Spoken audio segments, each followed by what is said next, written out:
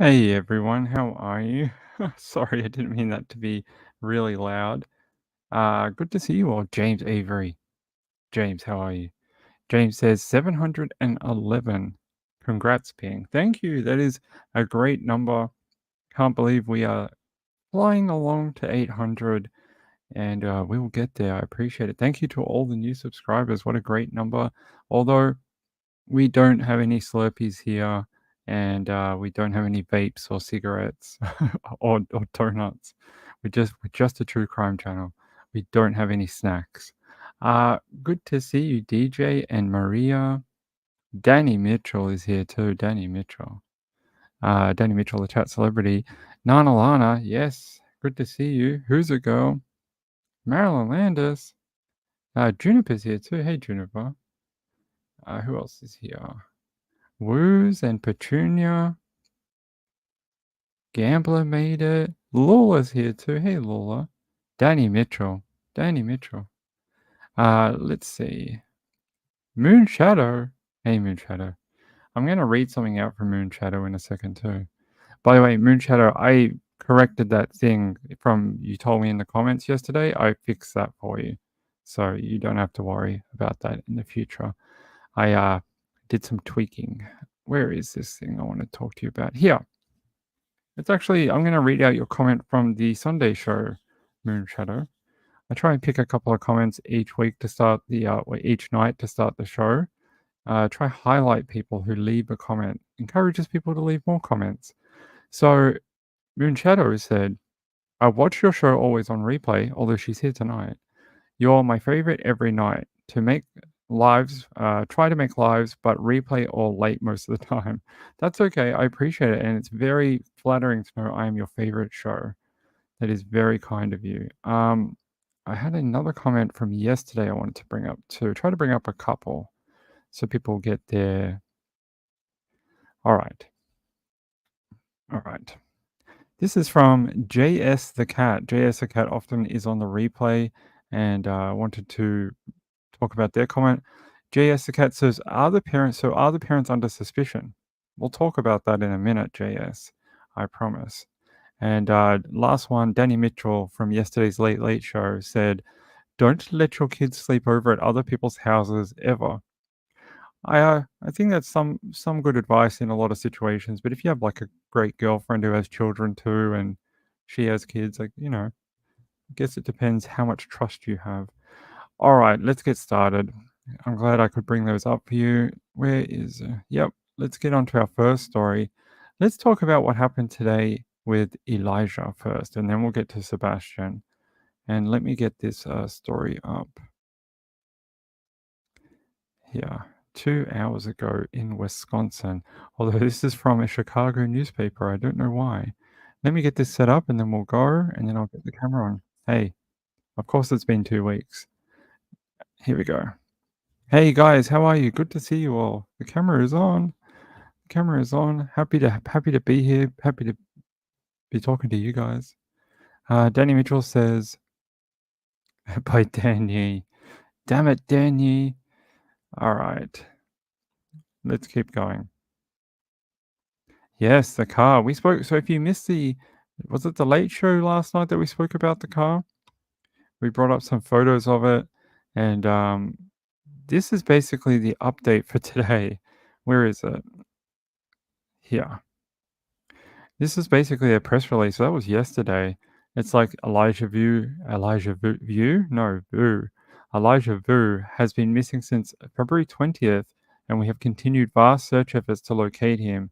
Tomorrow, which was today, they are expanding rural search efforts with large-scale coordinated operations with assistance from law enforcement across the state, similar to what was seen on Saturday. So they're really putting in an effort. This came out late yesterday. They want to know more if people had seen this particular vehicle. And it's rusted to hell. We saw that. Although someone told me that when you live in snowy areas, that's pretty common on old vehicles. Yeah, so let me get up. This was the update one from today. Let me get the other one for you. Let me grab the other one. 7 hours ago. No, that's not the right one. Herald Times. Here. Let's pause this. We can watch this if you want, but I'm guessing a lot of people maybe have already seen it today. Put your hands up in the chat if you have already watched the press conference. If you want to watch the press conference, just say yes, you'd like to watch it. We can. I don't want to bore people and put them through a 10-minute press conference if they've already watched it. But let me know, and then I'll talk about this for a couple of seconds. So they were saying today, police on March 5th released more details about a vehicle they have recovered as part of an investigation into the disappearance of 3-year-old Elijah Vu. Elijah was reported missing at 10:59 a.m. February 20th from an apartment in the 3900 block. We know that. So where's more? Okay, here.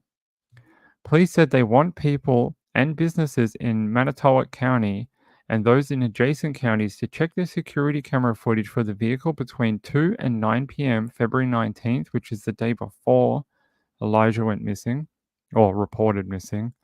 They said their interest is not with the current owner of the vehicle, only in the camera footage captured on February 19th. What does that mean? Anyone with information is asked to call the tip line at 844-267-6648 or to upload a video of interest of the vehicle. They have like a share file here. How do I can put this on the screen. It gets more mysterious by the day. Hold on, let me put this here. Save that. There we go. There's the share file address that they want you to use. So if for some crazy reason you watch this channel and not the 400 other channels doing this and come across it and you have this video that they want, that is the address there. Let me see. I want to see in the comments if anyone knows what they mean. Oh, you guys all want to watch it? Okay. All right, let's watch that and we'll see what he says. Oh, hey. Come back here. There we go. Let me get this lined up and we'll watch it. It's only 10 minutes long.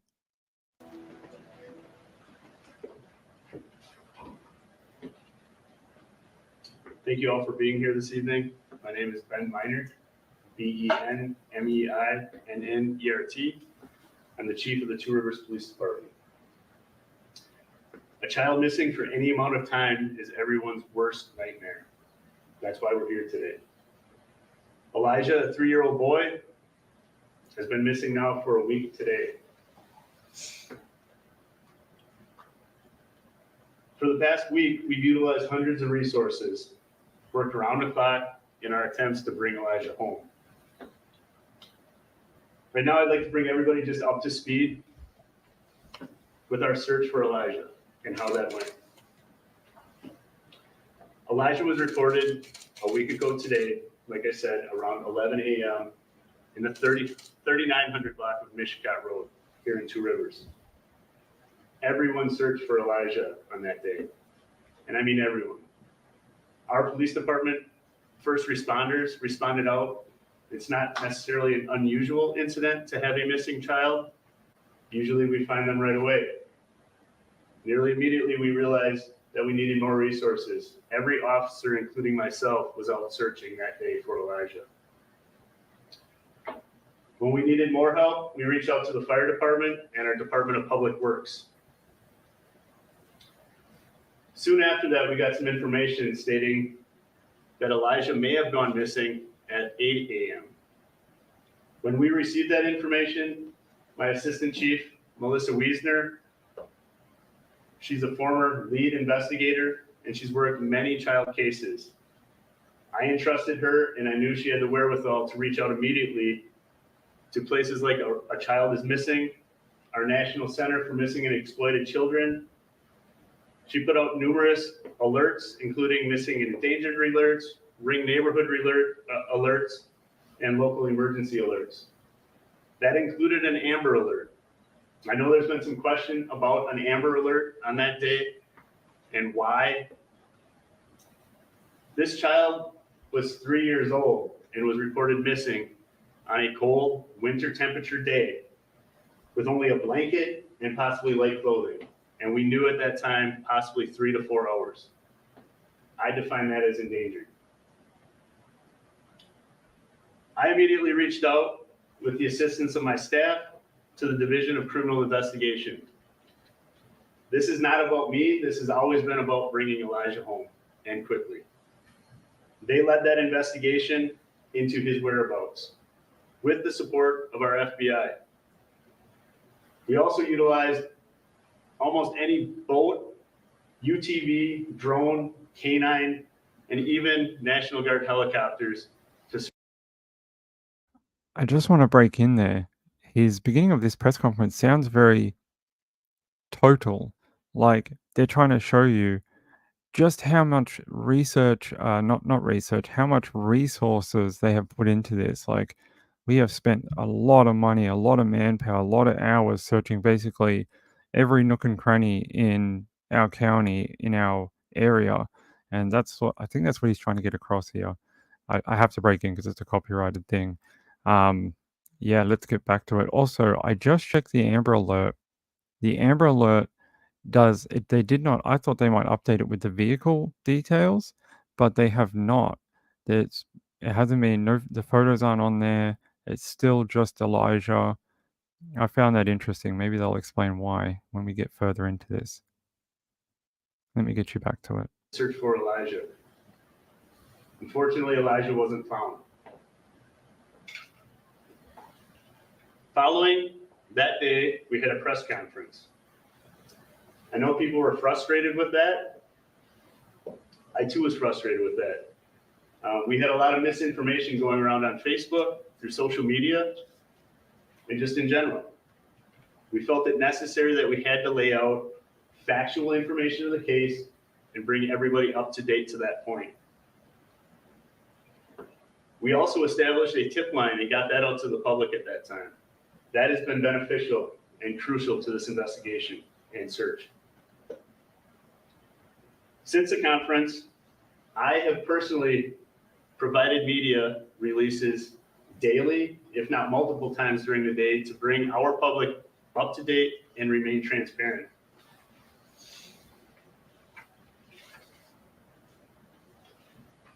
Those leads, those investigations, everything we've taken as tips have led to searching our neighborhoods, searching all our waterways, aerial and foot canvases, both urban and rural, throughout Manitowoc County and even beyond. We've searched Wisconsin landfills and quarries, and we've even had additional leads in Wisconsin Dells. In addition to all those search efforts, I am aware of other investigations taking place. I can confirm Elijah's mother, Katrina Bauer, is in jail on charges of child neglect and obstructing. Katrina's boyfriend, Jesse Bang, is in jail on charges of child neglect. And I do know that Elijah's father has also been incarcerated at Oshkosh Correctional Institute in unrelated matters since 2023. I also understand that the public would like more information on those first two individuals I mentioned. However, I'm unable to discuss those matters because it is an ongoing investigation, and I don't want to jeopardize those cases. I want to thank the various local, state, federal agencies, as well as all our fire and EMS, and even those private resources that have helped along the way. Thank you to everyone in the community. They provided food and drinks towards all these efforts. And thanks to all those private search efforts. On Saturday, we announced a Crime Stoppers Award of $1,000 for information leading to the location of Elijah, and have since provided other ways that people can donate here in the community or abroad. Currently, we have those established as coming to our customer service here at City Hall, our police department, and I'm also working on establishing an online route for people to do so. When that becomes available, I will reach out to everybody. I thought it's interesting that they did give a little bit more background on Jesse Vang, although in the subtitles, I don't know if you saw, it mispronounced his name as Jesse Bang. That was pretty funny. They also mentioned that Elijah's father is in jail and has been for a period of time. And yeah, very, very disturbing. And I don't, I don't understand, but hopefully we'll get more understanding as this goes along. Yeah, someone said up here, the journey to justice said they said the car is not his or hers. They don't care whose it is, only what time the car was seen and where. Basically, yeah, they just want to know where the car was and if people have any like footage of it. They just want to find out. I think they might be trying to build the timeline. I think that's what they're trying to do, but they need like visual confirmation to do it. And I think that's what they're trying to find. They should be able to get it. I mean, half the taxi drivers in or Uber drivers in an area have dash cam. They have to for insurance purposes. A lot of truck drivers do. A lot of private citizens as well have it so they don't. So a lot of people do it so they don't get insurance scammed. Like someone reverses into you and then says you hit them and that type of thing. So I hope people have got it on camera. Let's listen to the last little bit and then we'll keep going. And let you know.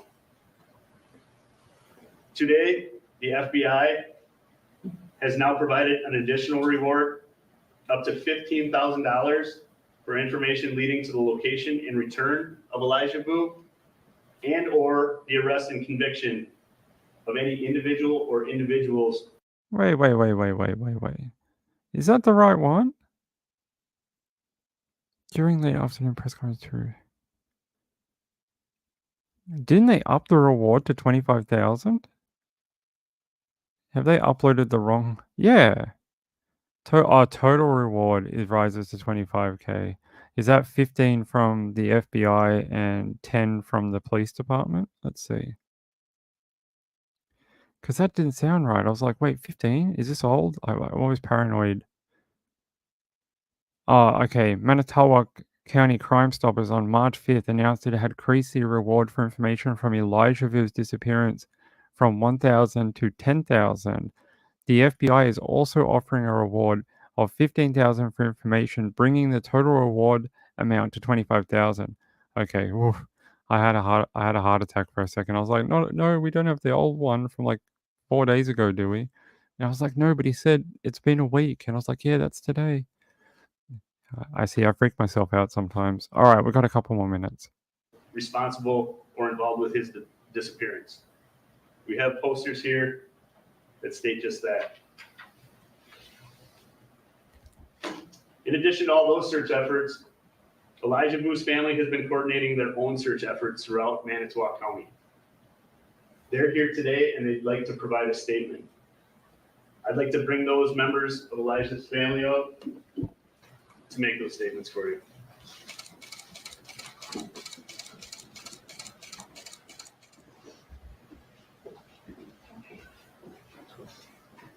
On behalf of my family, we stand before you today with heavy hearts burdened by an unimaginable situation. The pain is indescribable, a torment no family or child should ever face. We cannot express the depth of our sorrow, nor the desperation that consumes us as each moment passes without news of Elijah's safety. To anyone who may have information about Elijah's whereabouts, we plead with you to please come forward. Your courage, your compassion, your willingness to speak up may hold the key to Elijah's safe return. Every piece of information will help bring us one step closer to bring Elijah back to our family where he belongs. To those who may have information, your assistance is just not a contribution, but a lifeline of hope. Elijah is a joyful and curious boy, full of life and love. He is a precious child who deserves every chance of happiness. and his absence is deeply felt by all who know and love him. Every day without him feels like a piece of our hearts is missing. We long to hear his laughter, to witness his curiosity, and to feel the warmth of his embrace. The emptiness left in his absence is a void that cannot be filled by anything else. Elijah, if you can hear us, know that you are deeply missed and loved, and we will not rest until you are safely back in our arms. Lastly, we want to express our deepest gratitude to law enforcement, government agency, and all involved in the search operation. The support of the community, the dedication of the volunteers, the generosity of businesses, and the kindness showing through food and monetary donations, and so much more. We thank each and every one of you for your role in our search for Elijah. Please keep Elijah in your thoughts and prayers. And if you have any information, please come forward. We believe that with the help of the community, we can bring Elijah back home together. Thank you.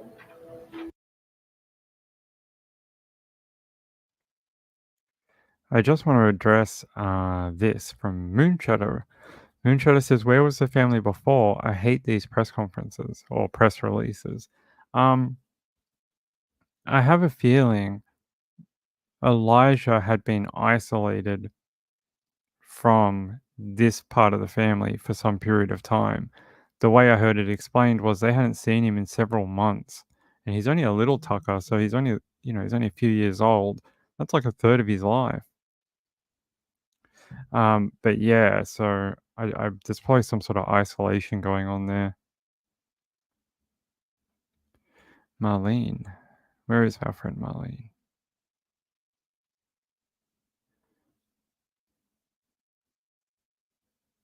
Marlene says, "First to talk, first to walk. How could you hurt a child?" It's interesting. I heard that on another channel. What was it? It was a story we're going to do in a little bit. It was our friend, everyone's favorite sheriff, Sheriff Grady. Um, he was saying, you know, we always like to get the first one to talk, and whatever the first one is to talk, they're the first one to walk. And I was like, wow, it's so funny that you said that, Marlene, because I heard that earlier today. But yeah, I reckon someone's going to crack first. They want the better deal from the DA, and we'll find out what happened to Elijah. There's no way he's out there somewhere. I mean, unless he was abducted, and that's the path that they want to go down, and say that's the investigation. Okay, he was abducted, then possibly. But I don't know. I just feel like they wouldn't be searching tips and waterways if they were like, yes, we're going to bring him back. Just something off about. Sometimes you listen to what they say and then their actions tell you a completely different story. And I think they've been looking for, unfortunately, um, a body. I think it's really sucks to say that, but I think that's probably the direction.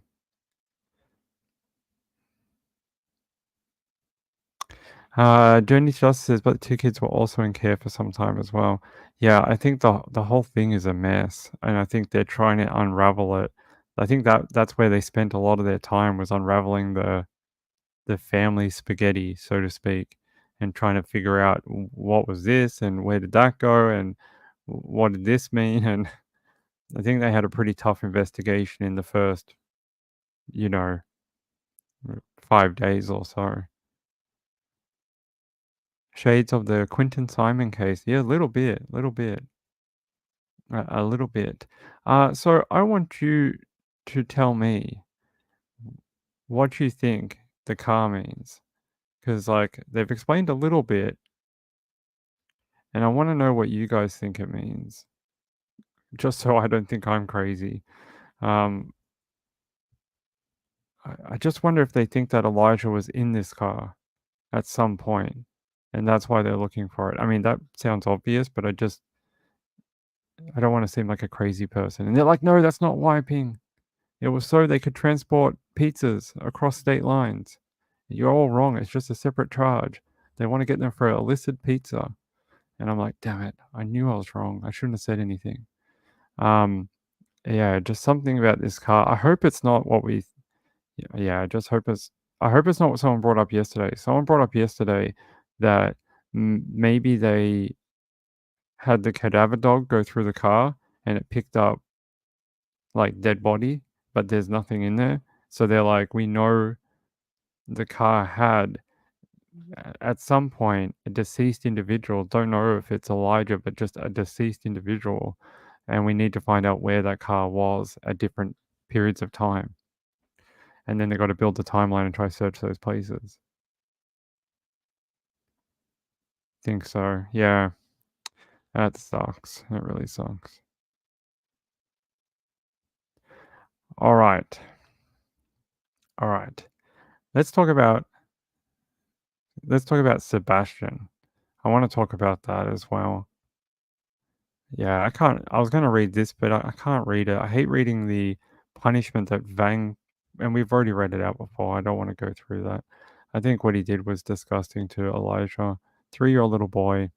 Yeah, so we don't need to reread that bit. Yeah, okay. Let's switch focus a little bit, and let's talk about Sebastian. Unless I can find anything else that is relevant, or I've missed something. Researchers from March 5. Yep.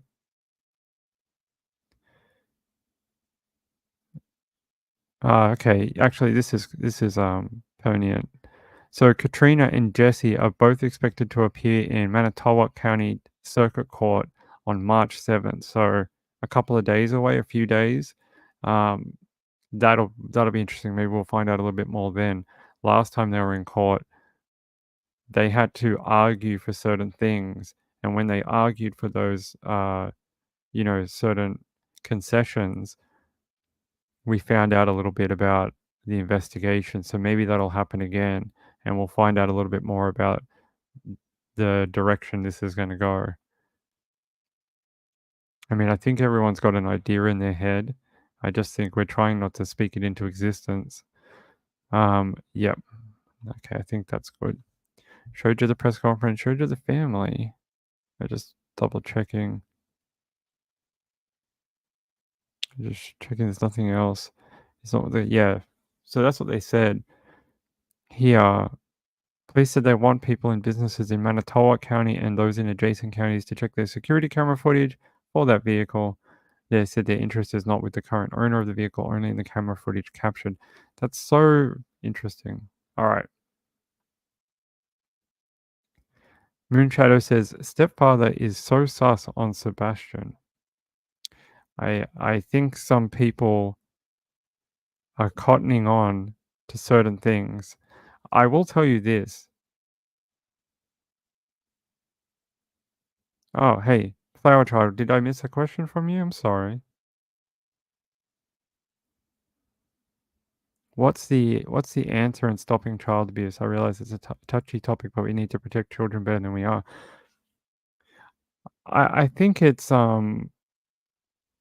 I don't think there is any one answer. I think it's multifaceted approach, and one is correct funding, training, and caseload management for what you guys call CPS or Child Protective Services, making sure that their caseloads are manageable, and that allows children not to slip through the cracks, but also having oversight of those cases, someone else to check off and have a look and review, like without having 500 other cases on their caseload. So I think it starts there for some of it. And I think the other bit is more education. I don't know, more teaching kids to speak up when they know something's wrong, and it's very difficult, but I think it is starting to change a little bit. I think we are starting to see younger kids and teenagers and stuff starting to be more open in communicating when these type of things do happen or they don't feel safe, and that's through many years of pushing that message through schools and, you know, when schools have people come visit and teach them things about respect and stuff like that. So I think it's a multifaceted approach. Sebastian, yes, let's talk about that.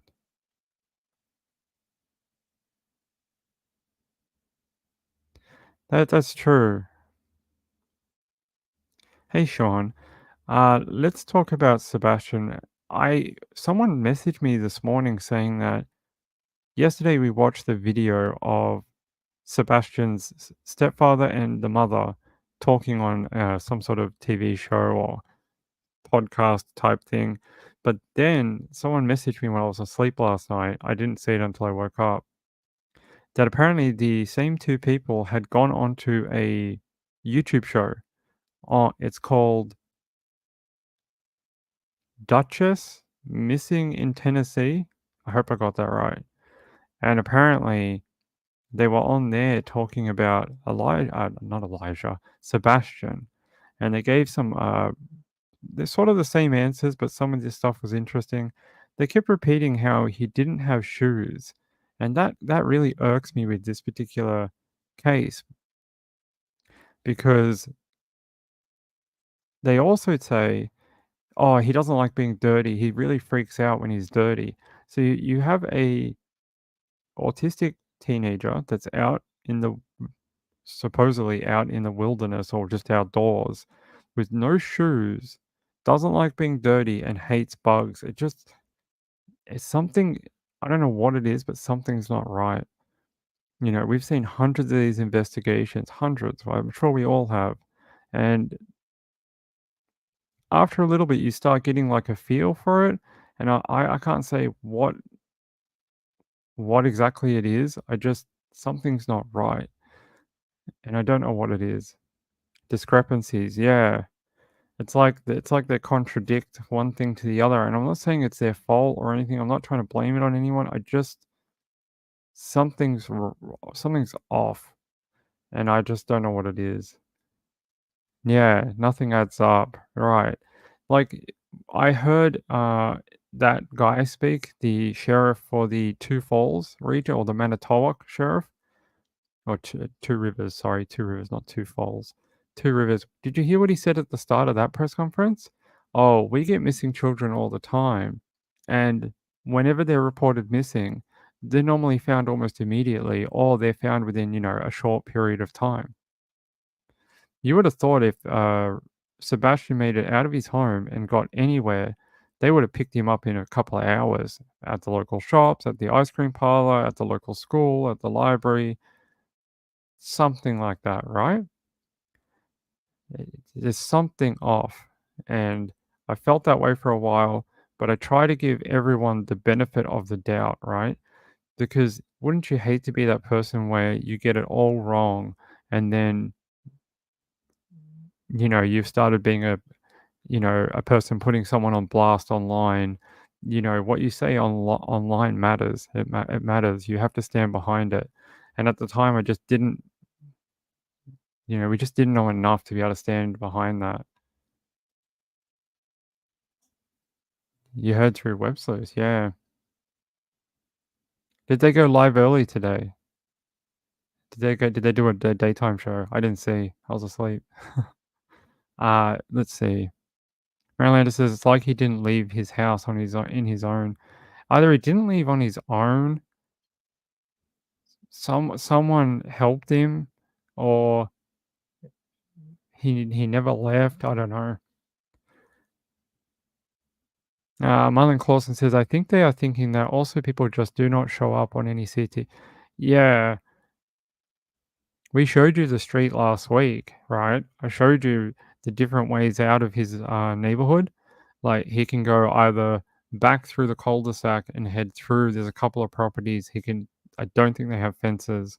He can head through those two properties and get into wilderness, but he's apparently barefoot and doesn't like bugs or being dirty. Okay.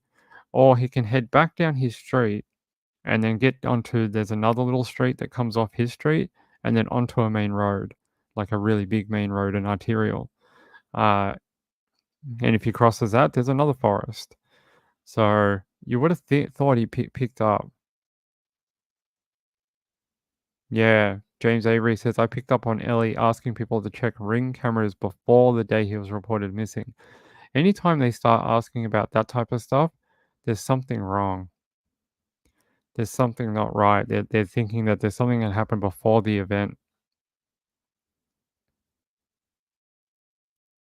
Jojo says, from the beginning, I've said those dogs would have found him. How long can you go without peeing? Think about it. Yeah, either that or even they could have said, oh, he went that direction. Like, even if they lost the scent, they could have at least said, oh, he went north, he went south, he went east. Okay, let's check cameras in that area. There's just something a little off. All right, hold on. Let me pull up Sebastian's latest information.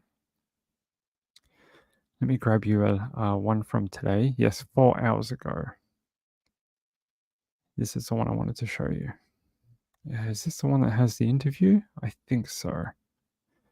Give me a second. Let me double check this. Well, 10 days have now passed. Still no sign of Sebastian Rogers. The teen's mother and stepfather say he just walked out of their Sumner County home and vanished. Yesterday, we heard from them for the first time pleading for their boy to come home. Our Nick Barris also interviewed his biological father. Somebody has you, son. Run. You know, run to the next person you meet. Ask to use their phone and call 911. Tell them who you are. Let them find you. Authorities announced yesterday their search efforts have been scaled back. The parents have not been named as suspects, and we are told they are cooperating with this investigation. Originally, police told neighbors in the Shackle Island area to check any doorbell or home security footage from late last Sunday night to early Monday morning when Sabastian reportedly disappeared. Now they are asking neighbors to check footage from earlier on Sunday. Here's another look at the photos we have of Sabastian. If you see him, if you know anything about this, you are asked to call 1-800-TBI-FIND.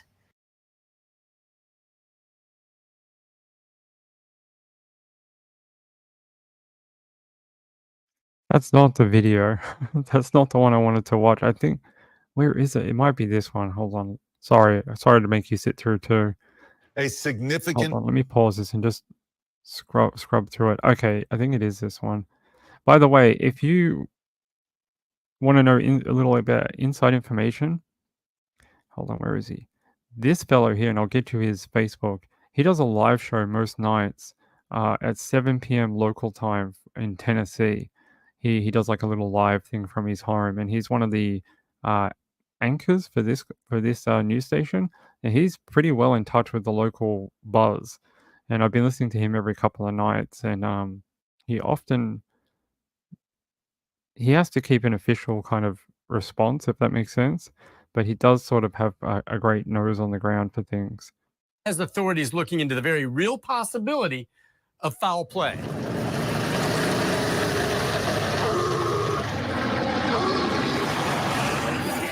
Consider 7 days of intense searching from the ground and air. Hundreds of officers and citizens, bloodhounds, and nothing. No security video of the teen and no trace of Sabastian. We're used to producing, and this is one of those cases that we haven't been able to produce yet. No one is giving up. Sabastian could still be alive somewhere, alone, hurt, lost, or trapped. The search effort will continue, but we're scaling it back a little bit. What exactly does that mean? Well, sources close to the case confirm authorities are now considering foul play and that this missing teen case could become a criminal investigation. Sabastian's mother and stepfather broke their silence, talking about how he disappeared from their home overnight a week ago Sunday.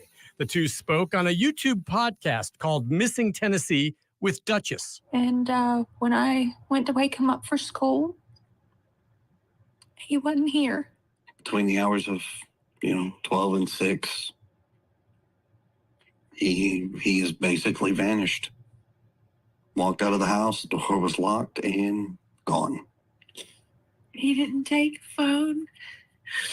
None of his shoes are missing. Authorities have named no suspects and say that to date, the parents have fully cooperated with the investigation. Detectives now will re-interview and vet everyone that had contact with Sabastian, looking for any inconsistencies.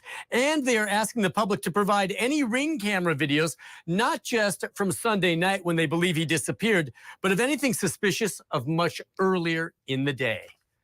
Nick Barris, News Channel 5. We're going to stay on this one. All right, let me bring up some of your comments. Marlene says, why would the mother take him to big box stores in 2 days, like trying to show receipts? Maybe, I don't know. Maybe they just do that on the weekends. I mean, you might be right, building an alibi, but I don't know. Journey to Justice says, remember this case, boyfriend, 36-year-old Christopher Rodriguez and bio mother killed their 5-year-old, paid off the caseworker. That's why I said there's got to be more oversight. There's got to be more double checking, like there's got to be less casework, more focus, and then more oversight on even the worker, not just the family, but their work. Make sure someone else has seen that. Make sure someone else can verify that.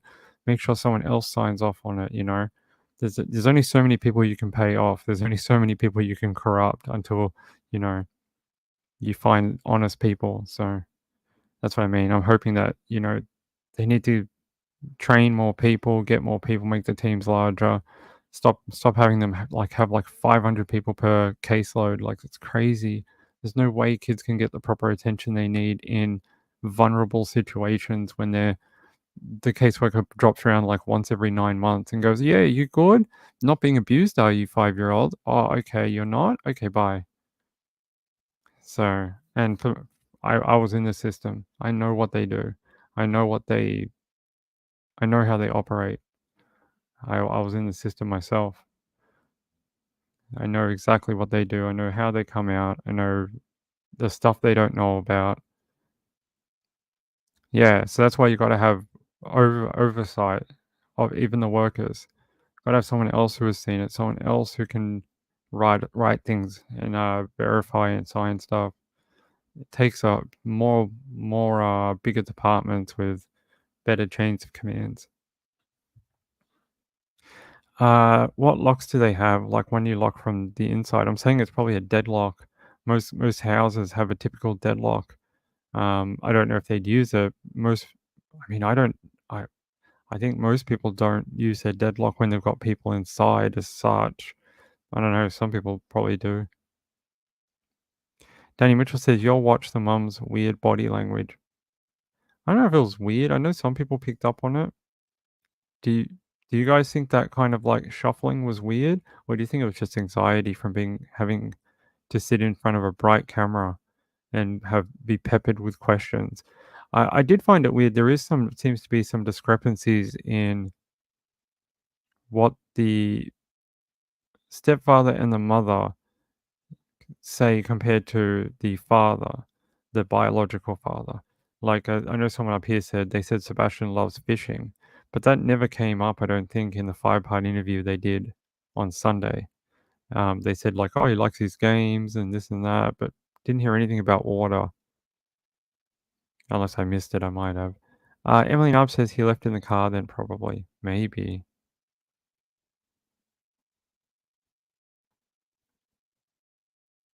Does sound terrible.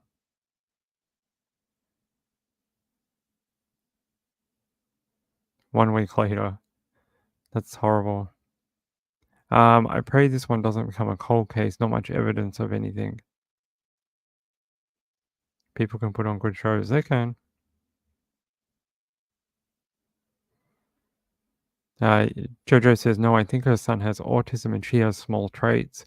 Rocking means nothing. If she's lying, that's different. Yeah, I didn't read too much into the fidgeting or stuff like that. People with nervousness or anxiety do that. I didn't think she was anything. I thought she was actually the most emotional out of the two. I thought she was like but I've seen opinions that were like, oh, she was crocodile tears and there was no waterworks, and I've seen some pretty harsh statements, but we'll find out as the investigation goes through. Just gotta chill. Can't start accusing everyone. We'll find out. Let's see what it says here. So Seth Rogers, that's the biological father. He's spoken out now. We heard a little bit on that radio, on the video. It says Seth Rogers told News Channel 5 he doesn't understand why he wandered away from his Hendersonville home, but he hopes his son can somehow hear his voice and read his words. That's like the most authentic thing I think I've heard in this case, the entire thing. This little bit here is like, it just comes from someone desperate to get their kid back. Yeah, it's really heartbreaking. He says, maybe around the next corner I see him. I just want my son to come home. If he hears me, I want him to tell someone, I need your phone, call 911. If someone has you, run. Run to the next person you meet. Tell them who you are. Let them find you. Let the police find you so they can bring you back to me. Rogers has been out every day looking for Sebastian, a search now extending past a week. He says, I've been helping with the search, but they aren't giving me a lot of information, but I go out and look for him every day. Rogers says Sebastian going off on his own doesn't make any sense. He says, nothing is adding up. I don't know what is going on. Is there foul play involved? I don't know. I don't know anything. Nothing makes sense right now. I think he speaks a lot of truth, and I think he's cottoned on to something's not right here. What we know about Sebastian's disappearance, the search for Sebastian has shifted less from searching every square mile from looking at it as an investigation. So yeah, they've started to scale back this search a little bit because they've searched hundreds of miles and they've done like fingertip searches through different places around his home, hundreds of assets and National Guard, drones, helicopters, fixed-wing aircraft. People in divers have gone out into the river. Boats have gone out. People have dredged parts of the river, I think. Like this was a massive scale operation for at least a week, and they haven't found a shred of evidence he was anywhere. The missing teen's mother and stepfather have spoken out publicly for the first time during the weekend. That's the one we watched last night. The original thinking was Sebastian Rogers walked away on his own, but the fact that he disappeared without a trace now has authorities looking at the possibility of foul play. Authorities searched extensively for days, from waterways to woods in Sumner County. None of the scent dogs picked up a trace of Sebastian. There is no security video of the teen. Detectives will now re-interview and vet everyone who may have had contact with Sebastian, looking for inconsistencies. They are also asking the public to provide any Ring camera videos, not just from Sunday evening the boy disappeared, but anything of suspicious nature from much earlier in the day. You can sort of feel where this is. We're not quite there yet, but we're getting there, right? It feels like they're a couple of steps off.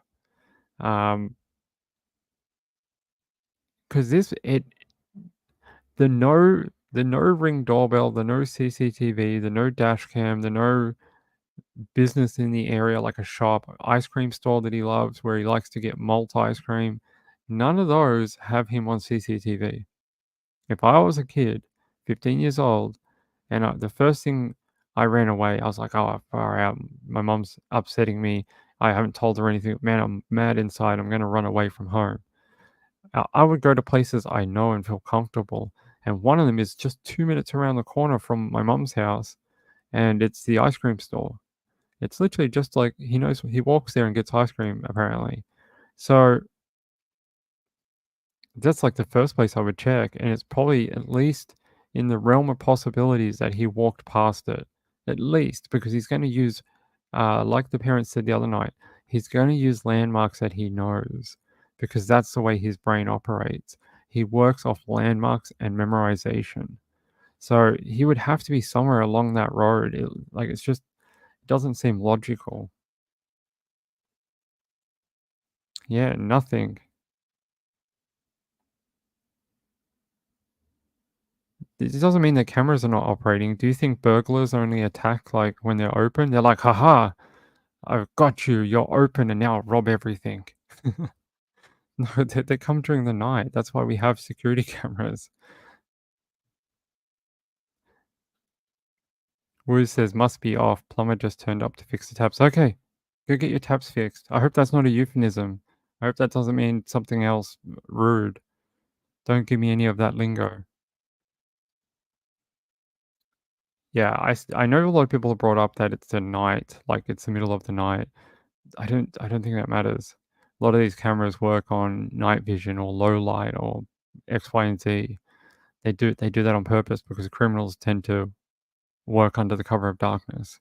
So they want to catch them when they break in. Yeah, I don't think he walked anywhere.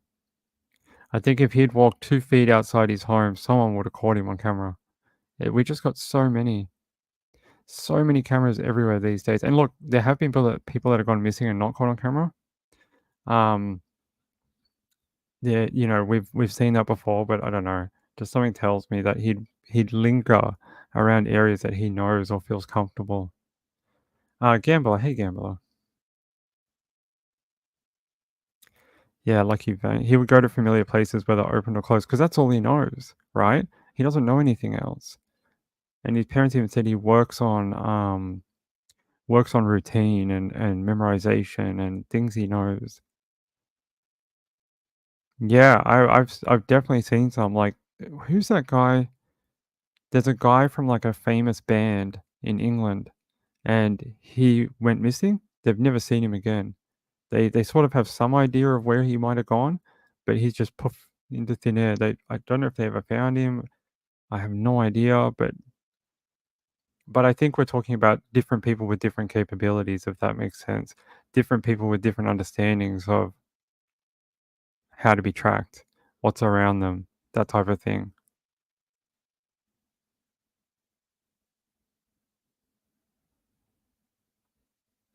What did Lux say? I want to see what Lux has to say. Hey, Peekaboo, how come I didn't see your comment until now? That's very kind of you, Peekaboo says, I don't know how it happened, but you turned out to be one of the kindest, most tender-hearted people alive. I appreciate you. Thank you. That's very, very kind of you to say. I appreciate it. Oh, I didn't know that. She didn't tell me that bit.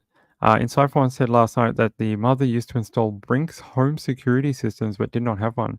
Yeah, that's interesting. The company didn't give a sample out to the workers, or, they normally like to do that because then people come to their home and they're like, oh, you got a great home security camera. Oh, it's from my work.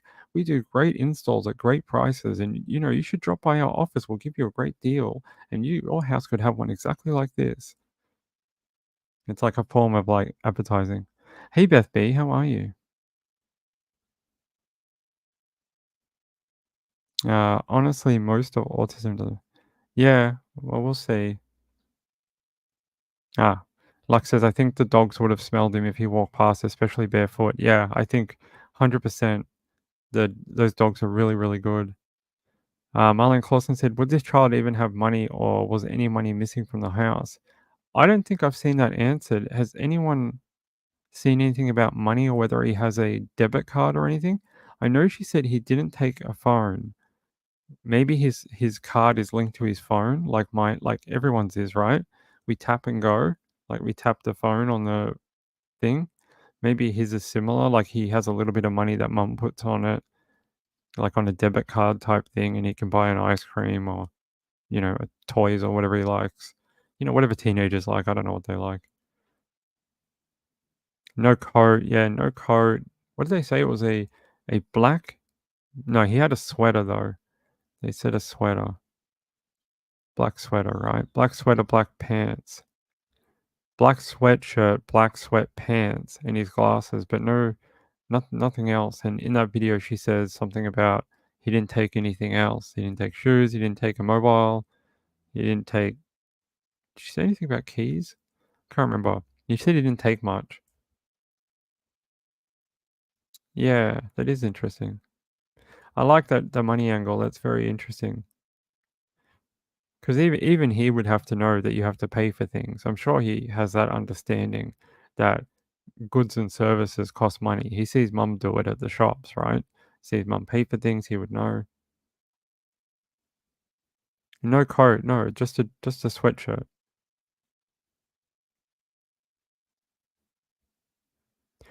The journey to justice says a poor kid would be hungry. He would have walked to a store by now. I think he would have walked to a store within a day, or someone's home asking for help or food or water. I mean, again, we go back to routine. Eat breakfast, eat lunch at about 12, 1, dinner time, with mum and dad is 7 p.m., 6 p.m., 5 p.m., whatever it is. He would be, even after a day, maybe 2 days, he would be starving. He needs clean water to drink, especially if they want to go with the theory that he hiked through forests to get away from CCTV cameras. He would be so thirsty.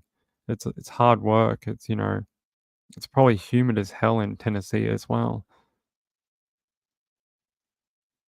How was the house locked if he left? You can deadlock your door and close the door. You can just switch the thing and then pull the door behind you. But would you do that in that situation? Someone would have seen him. I agree.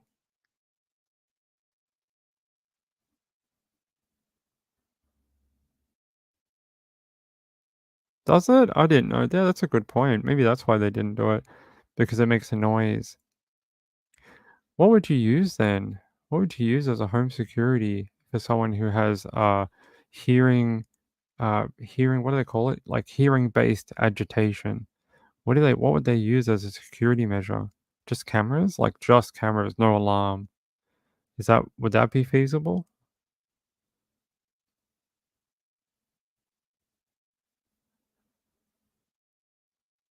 If Jojo says my son would never stop touching anything like that, it would never work. I could see that wanting to fiddle with it. Kids are hungry all the time, 24/7, especially a 15-year-old boy. 15-year-old boys eat like freaking elephants at a zoo. It costs you more money to feed a teenager than it does like raising babies. Teenagers eat like crazy. I remember I was a teenage boy. I'd eat everything, everything and anything in the house. You buy stuff, I'd just eat it. You got like 5 packs of noodles, I'd eat every single one in the afternoon. Be like, that's for a week. Nah, that was for an afternoon. Kids eat tons.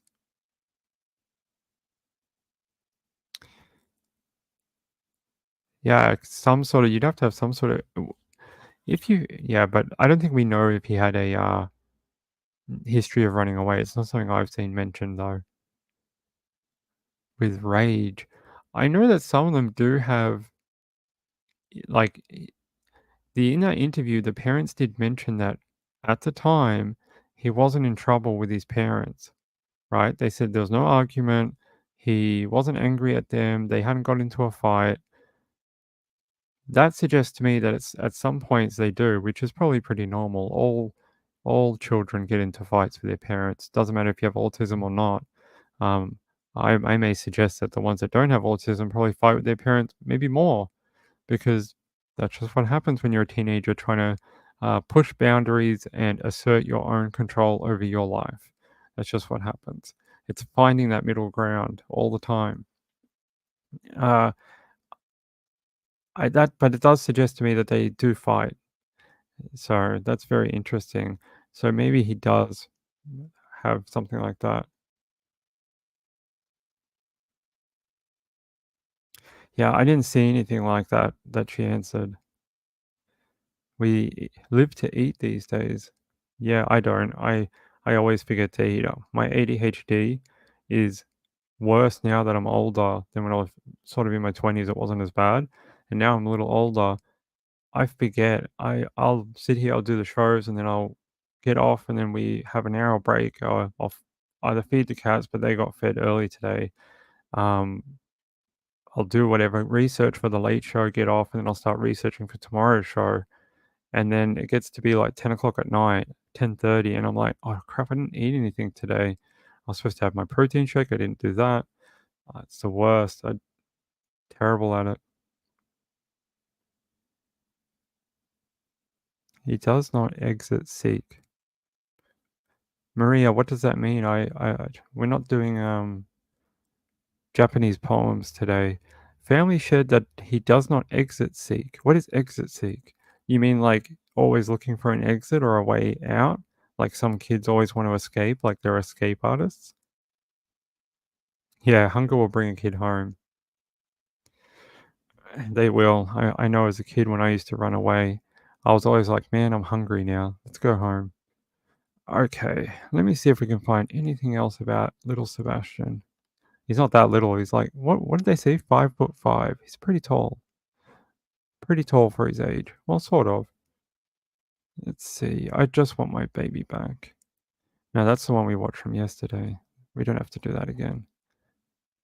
Actually, did we watch the 4th part of that? Did you all go watch this yesterday? We watched part 1, 2, and 3 yesterday, or 1 and 2. Did you all go and watch this 5-part thing or 4-part thing yesterday? I'm going to put it in the chat again in case you did not see it. Here's the original interview with the parents. I'll put it up on screen. There you go. That's where I got it from. And if you would like to watch the 4-part, 5-part, whatever it is, you can do that. Yeah, it was nice to hear about Sebastian's biological father. He sounds genuine. When I listen to him, I hear genuine love and concern for his son. And I found this interesting, right? I have been helping with the search, but they aren't giving me a lot of information. But I go out and I look for him every day. It sounds like he's been kept out of the loop a lot. And I wonder why. Is it because he's not the main guardian of Sebastian? Like he's only I don't know what their arrangement is. Obviously, he stays with his dad every now and then. But I wonder if that's because he's not the main legal guardian of Sebastian. But it must be very hard for him. His name is Seth. And yeah, that thing about hear my voice and that, it's so devastating to hear that. But even he's picked up on stuff that doesn't make sense. And he's the boy's father. So if he's saying it, I think we're on the right track. Journey to Justice, I ran away. Me and my best friend, we went all day, ran out of food. We said, well, we'll do it another day, and never did. That's so cute. Marlon Clausen says, kind of sus that the stepfather has a long court case going with the ex-wife in another state.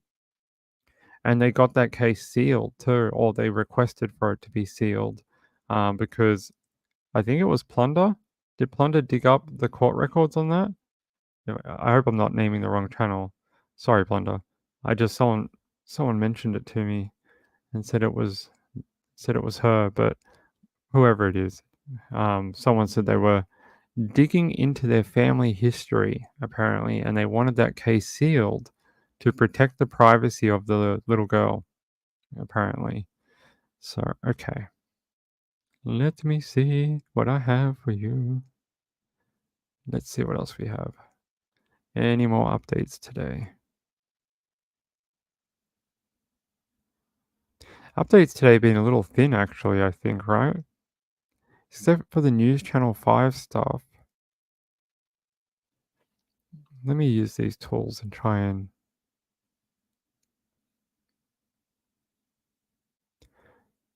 "17 hours ago."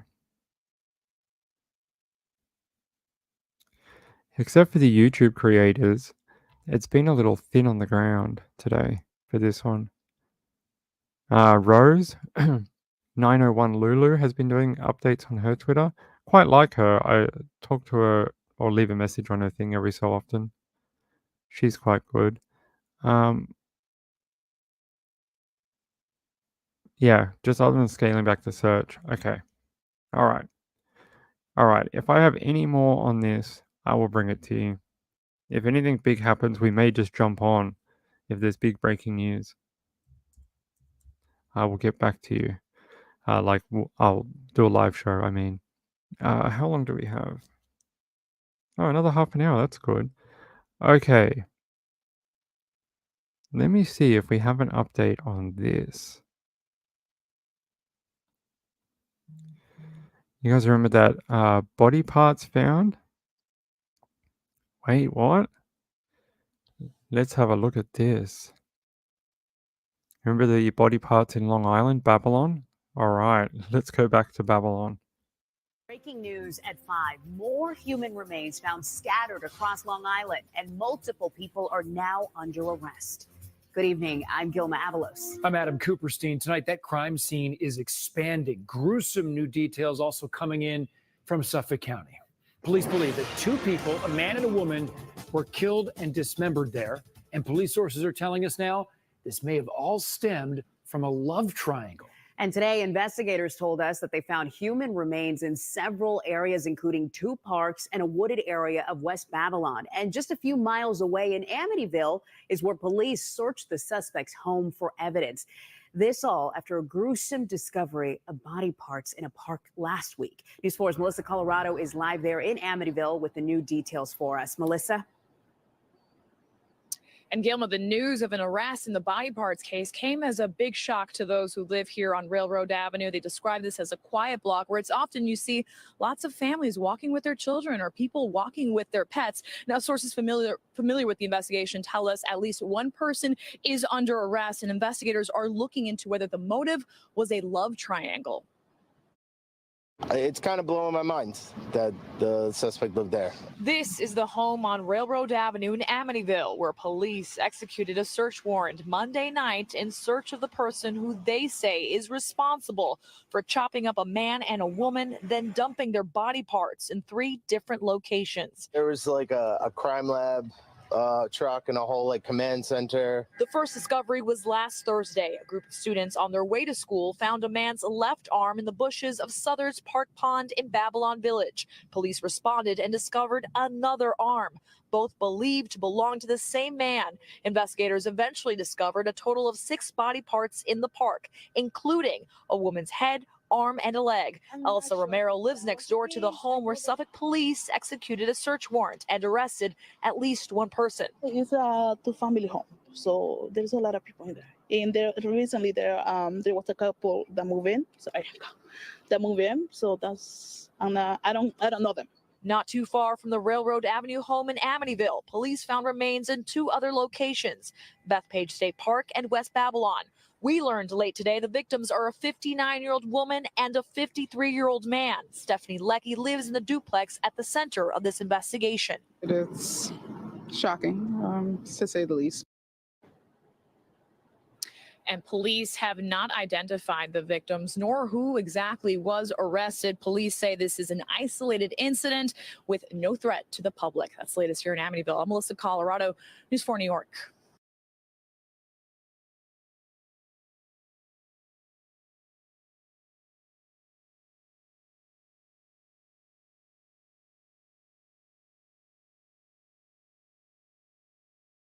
All right. I'm going to have to pause this. Hold on. Who had love triangle body parts found in Babylon Park on your bingo card for true crime this year? Anyone? Anyone have that on your bingo card? No? No, me either. So not a gang killing, a love triangle. That is very strange. It says more remains have been found and at least one arrest was made in connection with the investigation into body parts belonging to at least 2 victims found last week at a Long Island park near an elementary school, according to a source close to the investigation. It says 2 sources familiar with the matter say they are looking into whether a love triangle was the motive. Homicide investigators spent Tuesday morning searching 3 different locations for further remains. They have since, where a total of 6 body parts had been recovered. Wow. While nothing was uncovered at the Amityville home, remains were uncovered in the wooded area on Lakeway Drive in West Babylon, as well as Bethpage State Park. I'm probably saying that wrong, which is considerably further away from Babylon than Amityville. Wow, that's so they found even more. I mean, we were guessing that. We're like, they found all the limbs and a couple of heads, but no torso and no waist. So it says the remains were found in both locations are believed to be the same victims from February 29th. One of the victims, a 59-year-old woman, has been identified, though police are withholding her name until next of kin is notified. The other victim, a 53-year-old man, has been tentatively identified. It is believed that 2 victims lived together, with their last known address in Yonkers, according to Suffolk County Police. It's unclear when they last lived there, however. Police said the deaths appear to stem from an isolated incident. Well, you'd hope so. What kind of ongoing incident has people just with body parts turn up in parks? Then it's not like they're going to be like, yes, we're aware of all the body parts showing up in parks. It's an ongoing incident. We have council workers heading out there to clean up all the body parts every morning. I would hope it's an isolated incident and not an ongoing one. It says investigators believe the body parts found in Southwards Pond Park weren't there very long. They also believe a car was involved in the dumping. Well, you'd hope so, and you'd hope it wasn't a slingshot, and it was a car. I mean, how else would you get him there? A wheelbarrow? An arm, the heads, and part of a right leg and left leg belonging to an adult woman who police are working to identify. 2 previously recovered arms are those of a man, and police indicated it is believed they belong to the same individual. Well, you'd hope so. So many morbid jokes you could do. I hope no one made any high five jokes at the scene. That would be very, inappropriate of the police. Let's see. I want to find out more about this other park. But where's this other park? This one. Beth State Park. All right.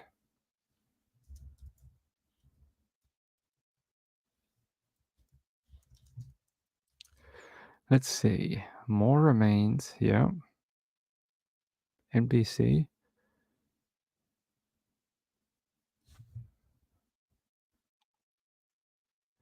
Let's go to ABC7 New York. Breaking news, more body parts found scattered around Long Island. This after police make arrest in the case of human remains discovered in a park.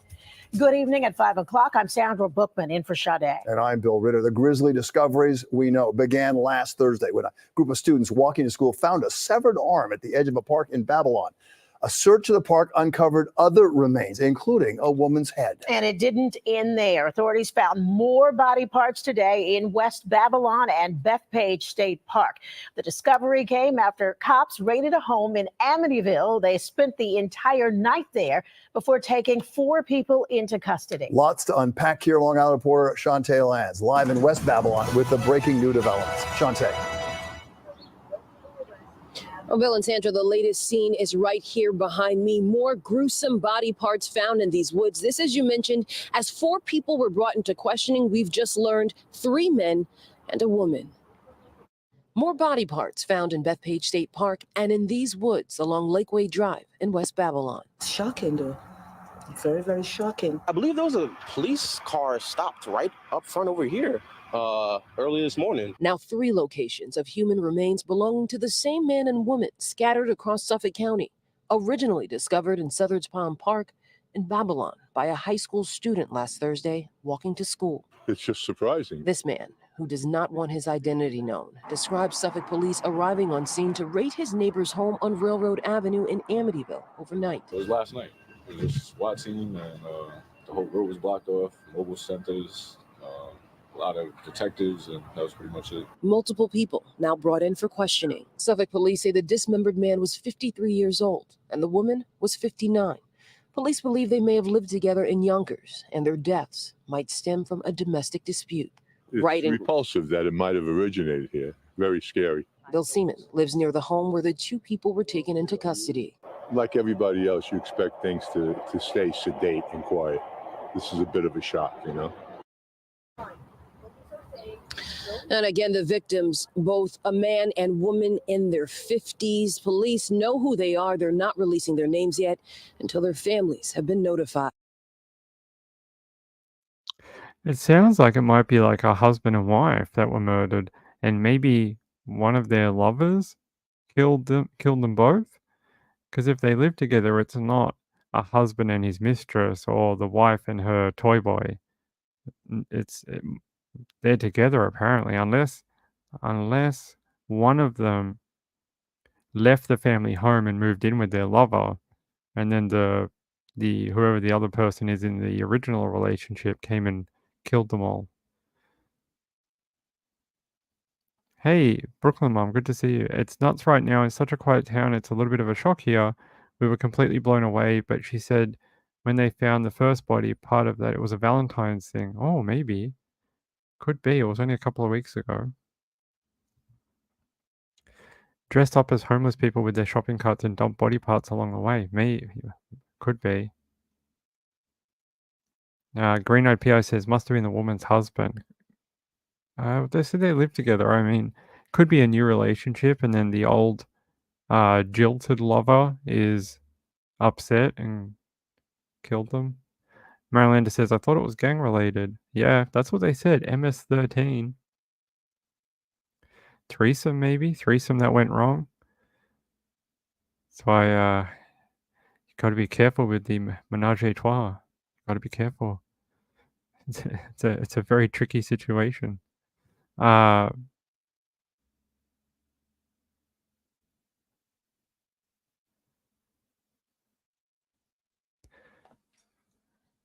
see.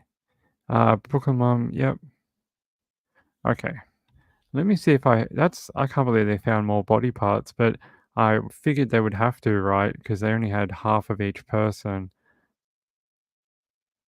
But brutal. What a brutal way of... Whoever did it must have been very angry. Very angry to chop up two people, not one person, two people, and then drive around New York dumping random body parts in different locations, 3 different locations, 4 if you consider the 2 different sides of Southwards Pond Park. Crazy. We're going to hear a story about this. I know there will be. There will be a crazy backstory when this gets finally released. Let me check. You know, I don't have anything. I know people want me to talk about Samantha, but there's really been not a lot of information about it, about her at all, really. Just that police are working almost 24/7 away from the public eye to solve the Samantha Murphy disappearance. Apparently, cops just haven't stopped working on it, and they really are trying to get it done.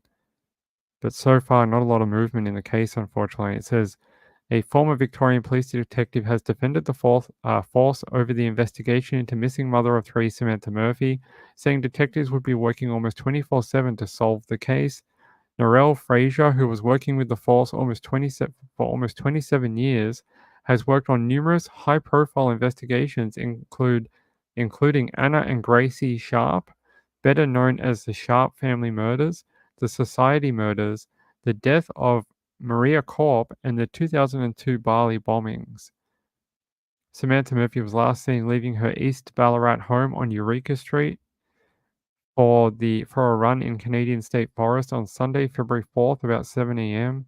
Despite a collaborative effort from multiple emergency agencies and the community, there has been no significant developments in the search for the mother, and police doubt that she remains alive.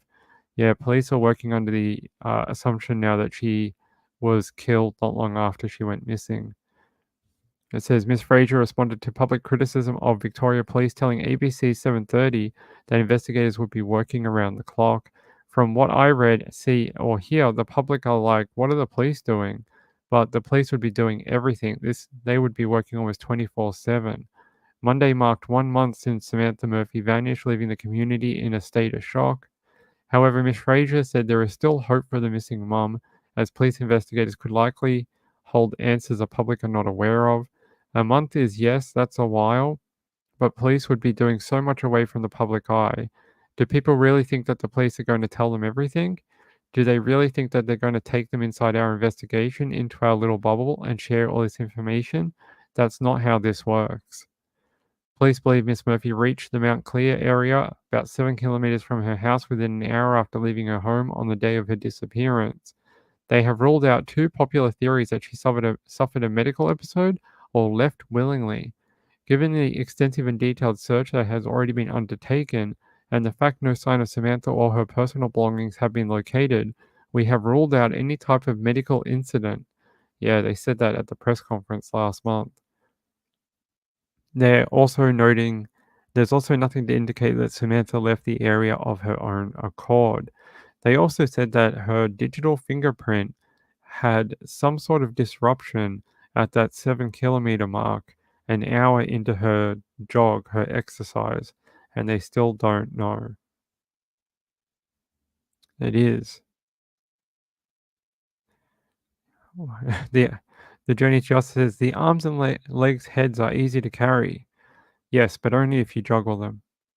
Like, like that's the easiest way. Green Eyed PI says, I think a man did it though because of the dismembered. It could be. I think men are more likely to dismember bodies, right, than females. Doulos vibes. Could be.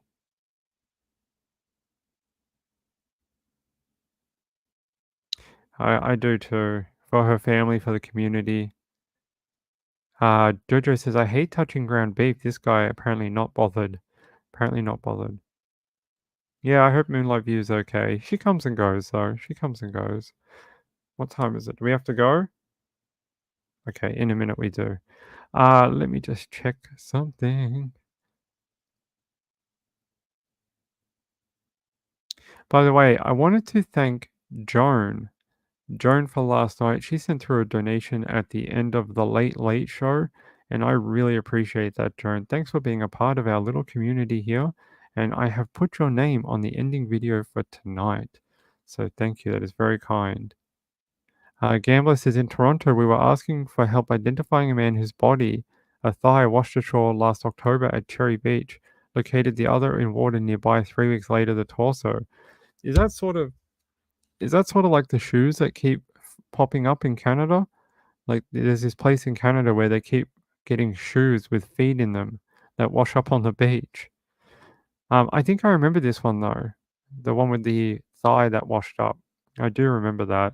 I think they identified it as a person who, didn't want to stay with us in the world. I think that's what that one was, if I'm correct. Hey, Emily Narb, good to have you. We're going to wrap up for tonight.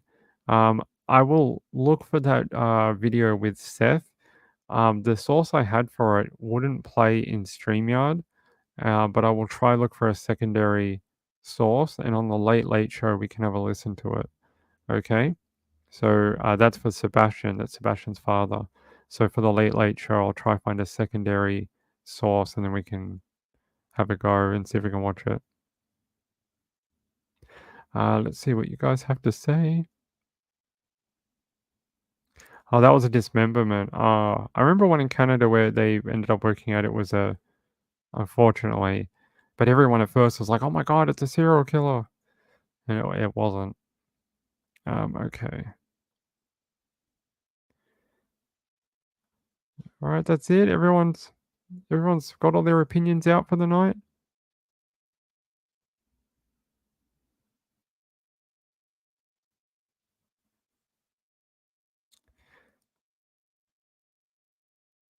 Let me see. Any other comments that we... Okay. All right, I guess that's it. Everyone's going to head over. That's it for tonight. That's all right. I may be back for a late show in about an hour and 40 minutes, hour and a half. We'll see how long the other show goes for. If they go over an hour and a half, it makes it very difficult to run a late show, but that's their choice. I'm not pushing them to stop early. They go for as long as they want to, and if we can fit in another one, we do. So we'll see. We'll see. Look for a link after Trish.